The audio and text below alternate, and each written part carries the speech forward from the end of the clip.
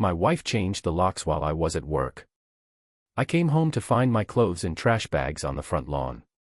She was standing in the doorway, arms crossed, completely calm. Not angry. Not crying. Just finished. Like she had been rehearsing this moment for a long time. Because she had. What she didn't know was that I had been preparing for something too. My name is Cole. I build bridges for a living. Funny thing about bridges. You have to understand every single point of weakness before you build. You test everything. You assume nothing. You trust no calculation until it has been proven under pressure. I was exceptional at that at work. At home I trusted everything without testing a single thing. That nearly cost me everything. My wife's name was Diane. 8 years. I gave that woman 8 years of my life. Worked myself into the ground. Believed every single word she said. And the entire time she was quietly, carefully, methodically planning my destruction. But here is what Diane never understood about marrying an engineer. We are patient. We are precise. And when we finally decide to act, we don't just knock the structure down. We make sure there is nothing left standing. We met at a rooftop party in Chicago. She walked in and the whole room shifted. Confident, sharp, beautiful. Corporate finance. Made serious money. I was the quiet guy in the corner nursing a beer. She came to me. Said she liked that I wasn't performing for anyone. Said I was her anchor. She used to joke that engineers were brilliant with steel and concrete but completely hopeless with money. I thought it was playful teasing. Later I realized she meant every word of it. She had been sizing up my blind spots from the very beginning. We got married 2 years later. Bought a house in the suburbs. Nice street, good neighbors. Life looked exactly like it was supposed to look. I had no idea it was already a trap. It started with a text message I was never supposed to see. One Saturday morning Diane was in the shower. Her phone lit up on the nightstand. I wasn't snooping. I just happened to glance over. 5 words. Last night was exactly what I needed. I stood there and stared at that screen. Then I put the phone down. Walked to the kitchen. Made coffee. Stood at the window looking out at the deck I had built with my own hands the summer before. I didn't confront her. Didn't say a word. Because something told me that text was just the surface. And whatever was underneath it was going to be so much bigger. I was right. I'm an engineer. I don't make moves on one data point. I gather information first. Study the structure. Find every crack before I decide what to do. So I started looking at our finances. Diane had always handled our money. Her idea from early on. She was the finance professional. I was the guy working long hours on job sites. Made sense at the time. So I had been depositing every paycheck into our joint account for years and just trusting the rest. I pulled up the statements. And I sat there at my desk at midnight going cold. For 14 months, money had been leaving our joint investment account. Small amounts. $3,000 here. $4,000 there. Carefully spaced. Never enough at once to trigger any alarm. I added it up 3 times because I didn't believe the number the first 2 times. $63,000. Gone. My wife was asleep down the hall. I had been working overtime for years thinking I was building our future. And she had been slowly and carefully emptying it out. But the question that kept me up that night wasn't how. It was where did it go? And when I found out the answer, I understood that what I was dealing with was not just a cheating wife. It was a calculated betrayal that had been planned for over a year. I called Walter the next morning. Old college roommate. Forensic accountant. If you need to find money someone is trying to hide, Walter is your guy. We met for lunch. I laid everything out. He went quiet going through it. Then looked up. Every single transfer is just under the reporting threshold. That is not an accident, Cole. That is someone who knows exactly how the system works. She's a VP at a financial firm, I said. Of course she is. He leaned back. This is financial abuse. Textbook. He told me not to touch a single dollar. Open a separate account at a different bank. Quietly move my paychecks there. And get a divorce attorney immediately, before she got one first. I called Sandra Reeves that same afternoon. Sandra had been doing family law for 20 years. The kind of attorney that doesn't raise her voice because she never needs to. She told me the same thing Walter did. Do not confront Diane. The second she knows you know, money disappears, stories change and your leverage is gone. Right now information is your weapon. Do not put it down. I kept it. But I still had one question that hadn't been answered. Where exactly was $63,000 of my money going? I hired a private investigator named Frank. Retired cop. Average-looking guy you'd forget 5 minutes after meeting him.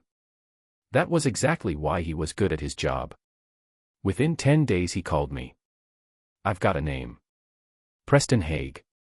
Senior director at a consulting firm connected to Diane's company. According to Frank, they had been together for 14 months. 14 months. Almost perfectly matching the timeline of the missing money. I thought that was the worst of it. The affair. The timing. The betrayal. Then Frank said the thing that actually stopped me cold.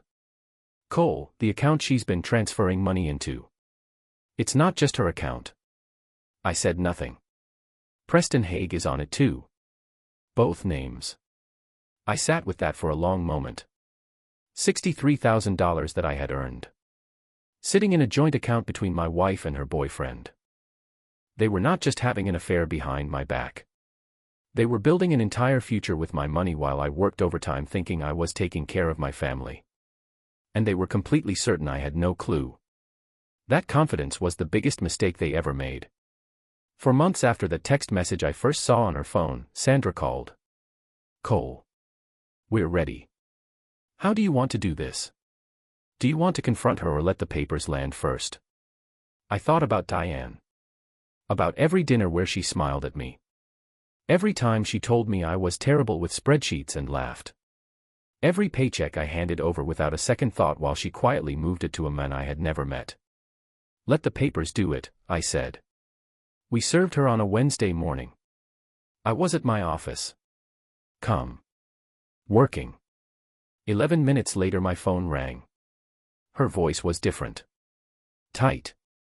Like she was pressing down on something that was already cracking underneath. Cole. What is this? Divorce papers. You could have talked to me. We could have figured this out. Figured what out, Diane? Silence.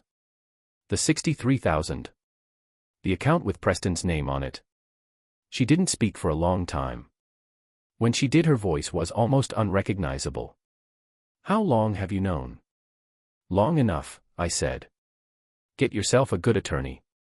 I hung up. Now I want you to think about what was happening on her end in that moment. She thought she had been so careful. 14 months of planning. Every transfer perfectly sized. Every move calculated. And I had seen all of it. Every single dollar. She fought it hard. Her attorney came in aggressive. Argued the money was her earnings. That her contributions outweighed mine. I almost felt bad for her attorney. Almost. Sandra and Walter had spent 4 months building a case that was airtight. Every transfer traced. Every dollar connected back to our combined marital funds. Documented with the kind of precision that comes from someone who does this for a living. The judge did not deliberate long. Diane was ordered to return the full $63,000. Now here's the part one want you to pay attention to. Because of the way the account was structured, Preston had to help repay it. And Preston had already spent most of that money. The men Diane had sacrificed her marriage for, drained her accounts for, planned her whole future around. He turned on her the moment the bill arrived. Just like that. Gone. She had burned everything for a man who walked away when it got expensive. I got 60% of our combined assets. The full $63,000 back. The house, which I sold without looking back. Diane got 40% of what remained and a regulatory inquiry into her fund transfers. I didn't follow what happened with that. She wasn't my problem anymore. I bought a smaller place closer to the city. First night I slept there, I slept like I hadn't slept in years. There was one night about a week in where I sat on the floor eating takeout in an empty living room and just thought about all of it. I wasn't angry. I was just awake in a way I hadn't been before. About a year later I was on a job site in Evanston going through load calculations when a junior engineer named Rachel walked over with revised drawings. We worked through the numbers together. When we finished she looked at me and said, "You are really thorough." "I have learned to be," I said. She laughed. She had no idea what I meant by that. Not yet. I told her about Diane on our fourth date. No big speech. Just the truth laid out plainly. She listened to the whole thing without saying a word. When I finished she sat quietly for a moment. "That sounds exhausting," she said.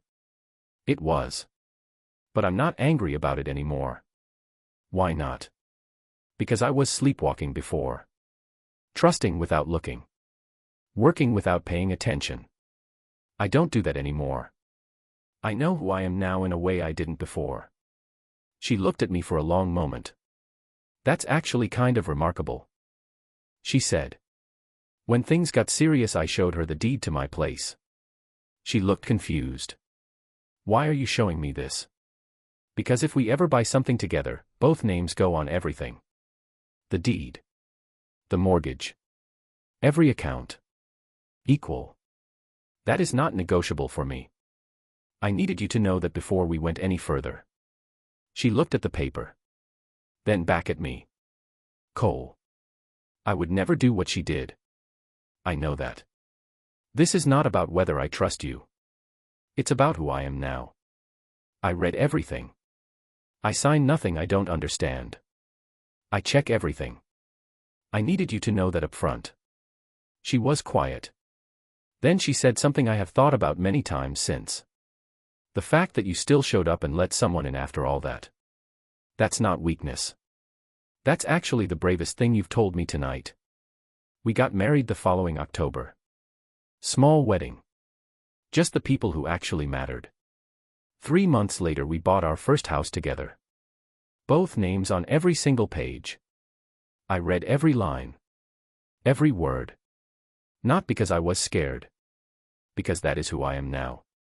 And if Diane had not done what she did, I might have sleepwalked through my entire life never knowing what I was actually made of. So in a strange way, I have her to thank for that. Just that one thing. Nothing else.